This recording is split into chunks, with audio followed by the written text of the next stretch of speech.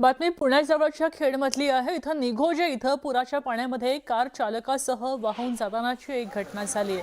मोही रोडलगतच्या शिवशक्ती सोसायटी परिसरात खरं तर पाऊस 2 दिवस मुसळधार झाला आणि त्यानंतर प्रवाहाचा वेग वाढला, त्यामुळे ही घटना घडली।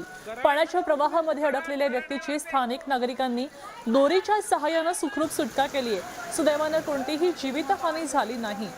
मात्र पुराच्या पाण्यामध्ये उतरणे टाळावं आणि प्रशासनाच्या सूचनांचं पालन करावं असं आवाहन आता स्थानिक प्रशासनाने केलं गेलंय। अबे करंट लगेगा अबे करंट करंट है वहां पे। पुण्यातल्या धायरी उड्डाणपुलावर आपण पाहतोय मोठी भेग दिसली गेली आणि त्यामुळेच इथं नागरिकांमध्ये चिंतेचं वातावरण आहे। या भेगेमुळे पुलाच्या सुरक्षिततेबाबत विविध प्रश्नचिन्ह उपस्थित होत आहेत आणि संबंधित यंत्रणांनी तातडीने तपास करावा आणि आवश्यक त्या उपाययोजना कराव्या अशी ही मागणी आता नागरिक करतायत।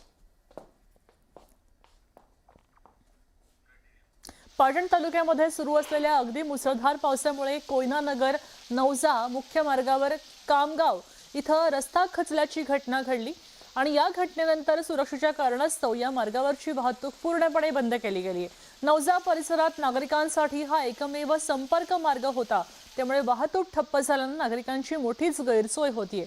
प्रशासन परिस्थितीवर लक्ष ठेवून आहे। पुढचा धोका टाळण्यासाठी आवश्यक त्या उपाययोजना केल्या गेलेल्या आहेत। साताऱ्याच्या वाई तालुक्यामधून आता बातमी समोर येते। जांभळी गावामध्ये आदिवासी पाड्यावर मुसळधार पावसानं मोठं संकट कोसळलंय।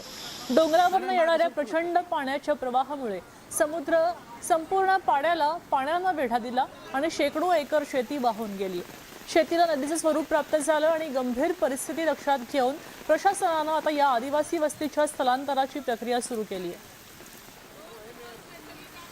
ही दृश्य आपण एका आदिवासी पाड्यावरची पाहतोय। वाई सातारा जवळचा हा आदिवासी पाडा आहे। इथं सुद्धा पुराचं पाणी आता येऊ घातलेलं आहे, त्यामुळे ही संपूर्ण वस्ती इथून विस्थापित करण्यासाठी आता प्रशासन सतर्क झालेलं आहे आणि ही वस्ती हलवण्यासाठी आता प्रशासन प्रयत्न करताना दिसतंय। हे दृश्य आहे सातारा जवळच्या वाई इथं असलेल्या एका आदिवासी पाड्यावरची। आपण पुन्हा वसईत येतोय। नालासोपाऱ्यामध्ये मागचे 3 दिवस मुसळधार पाऊस अजूनही सुरूच आहे। नालासोपाऱ्यामध्ये रेल्वे ट्रॅकवर पाणी अजूनही साचलेलंच आहे आणि त्यामुळे खरं तर या ठिकाणी आपण पाहतोय मोठ्या अडचणींचा सामना करावा लागतोय।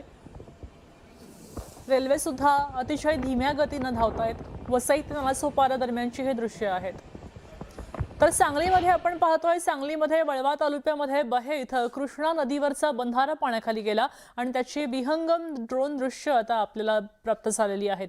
कृष्णेच्या पाणलोट क्षेत्रामध्ये पावसामुळे नदीची आवक मोठी सुरू आहे आणि नदीची पाणी पातळी झपाट्याने वाढतीये। सध्या ती 18 फुटांवर पोहोचली आहे आणि वाढत्या पाणी पातळीमुळे बहे, सांगलीवाडी आणि त्याचबरोबर मिरज तालुक्यामध्ये म्हैसाळ इथं कृष्णा नदीवरचे बंधारे सुद्धा पाण्याखाली गेले। प्रशासनाने नागरिकांना नदीकाठच्या भागामध्ये सतर्क राहण्याचं आवाहन केलंय।